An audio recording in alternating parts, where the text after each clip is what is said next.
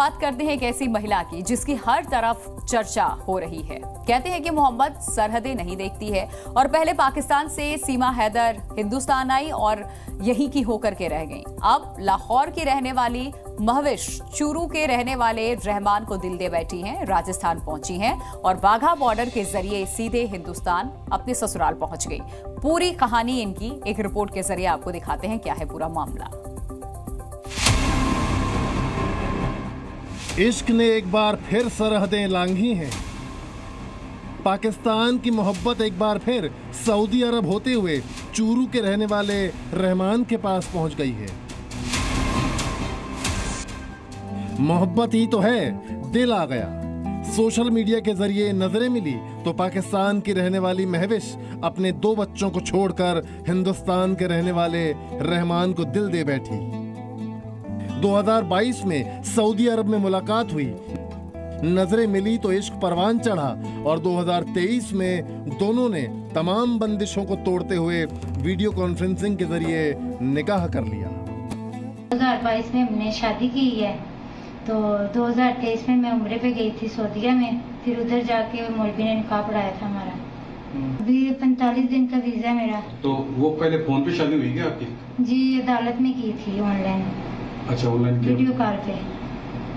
कभी मिले भी नहीं रहमान से? मिली हूँ, सऊदीया बताया, सऊदीया उम्रे पे कितने दिन? 1 महीने के लिए गई थी, उनके पास रही। दिलचस्प बात यह है कि 2 बच्चों की पाकिस्तानी मां महविश ने जिस रहमान के लिए अपना वतन और अपने बच्चे छोड़ दिए, वो भी पहले से शादीशुदा और 2 बच्चों का पिता है। लेकिन महविश का अपने पहले पति से तलाक हो चुका है, जबकि रहमान का पहली पत्नी से मनमुटाव चल रहा है। लेकिन दिल का क्या करें, इश्क कोई वजह कहाँ पूछता है, दीवारें कहाँ मानता है। बस महविश रहमान मिले, निकाह किया और सोशल मीडिया पर रील बनाकर पोस्ट कर दी। मैं अपने ससुराल वालों को मिलना चाह रही थी। वहाँ से इस्लामाबाद से कैसे आए आप? वाघा बॉर्डर से आई हूँ। कब चले थे? अभी 45 दिन का वीजा मेरा। निकाह के बाद महविश ने पाकिस्तान से अपनी ससुराल चूरू आने की ख्वाहिश जाहिर की तो उसने वीजा के लिए अप्लाई किया, जिसके बाद वो कानूनी तरीके से वाघा बॉर्डर के जरिए हिंदुस्तान पहुंच गई। सुनने में ये आ रहा है कि उधर से अपने रहमान भी पहले शादीशुदा है और इसके भी पीछे 2 बच्चे हैं, लेकिन अपने पास कोई ऐसा रिपोर्टली कोई दस्तावेज नहीं है। ये कि अपनी विधि सम्मति अपने इंडिया में आई है और अपना जो भी है कि नियमानुसार अपने थाने पर इसका जो पूछताछ करते हैं और फिर उसके बाद अपना जिला विशेष शाखा के जो आगे जो प्रक्रिया जो फॉरेनर आते हैं उनका जो रजिस्ट्रेशन होता है वो पूरी प्रक्रिया के अनुसार कार्रवाई की। महविश रहमान की ये स्टोरी सुर्खियों में है, लेकिन इस शादी के बाद कई सवाल भी खड़े होते हैं। क्या पाकिस्तानी लड़की महविश को कानूनी तौर पर भारत में रहने की इजाजत मिल पाएगी? क्या महविश को भी सीमा हैदर की तरह भारत में लोग हाथों हाथ लेंगे? क्या बिना तलाक दिए रहमान महविश को अपने साथ रख पाएगा?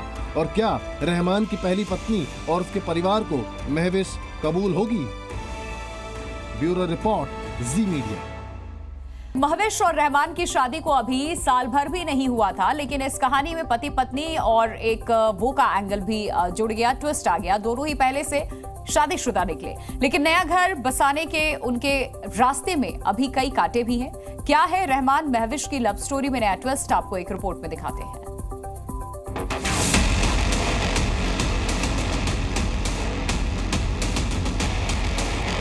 क्या पाकिस्तान से आई महविश जासूस है?